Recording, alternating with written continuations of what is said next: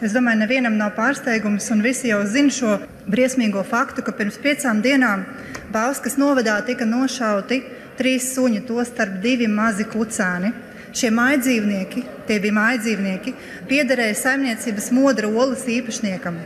Šis noziegums tika izdarīts blakus esošajā kaimiņu saimniecībā, kur visi 3 suņi tika apzināti, un es uzsveru apzināti nošauti.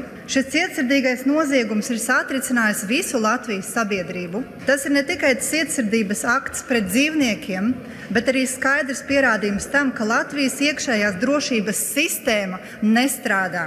Un tieši tāpēc es šodien vēršos ar šo deputātu pieprasījumu pie ministru prezidenta Evikas Siliņas, jo pati premjere, nu pat ministru prezidenta Evika Siliņa intervijā portālam Delfi atklāti atzina, ka viņa par šo noziegumu uzzināja tanī pašā dienā un nekavējoties, es uzsvaru nekavējoties, sazinājās ar iekšlietu ministru Rihardu Kozlovski.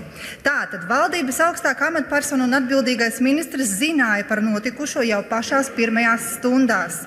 Un tomēr nekas netika darīts. Nebija ne operatīvas reakcijas, uz vietas nebija valsts policijas izmeklēšanas grupas, un tajā pašā dienā nebija nekāda lēmuma par krimināla procesa ierosināšanu. Tas nozīmē tikai vienu – sistēma nestrādā. Un vēl jau vairāk tā nereaģē pat tad, kad par noziegumu zina ministru prezidenta un iekšlietu ministrs. Kad sistēma nedarbojas, klusē, slēpj vai groza faktus un pierādījumus, tas vairs nav atsevišķs gadījums. Tā ir ilgstoša bezdarbības ķēde, kas sākas no augšas. Kādēļ sabiedrībai vajadzēja gaidīt vairākas dienas, lai vispār tiktu ierosināts krimināla process? Un kas būtu, ja sabiedrība nebūtu iesaistījusies, ja sociālai tīkli nepavairotu šo cietsirdīgo slepkavību? Tagad izskatās tā, ka ja sabiedrība nebūtu iesaistījusies, ja netiktu iesaistīti sociālai tīkli, tad iespējams nekāda izmeklēšana arī nenotiktu.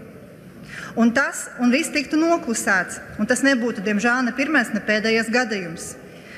Tādēļ, dārgie kolēģi, ļaujiet man jums atgādināt, ka pirms mazāk kā 2 nedēļām mēs, Saeimas deputāti, piedalījāmies zibakcijā, kas bija veltīta dzīvnieku aizsardzības dienai, un mēs katrs publicējām savus mājdzīvniekus. Ar domu atgādināt sabiedrībai par rūpēm, līdzjūtību un atbildību pret mūsu 4-kājainiem draugiem, kas ir mūsu, tai skaitā arī ģimenes locekļi. Paldies!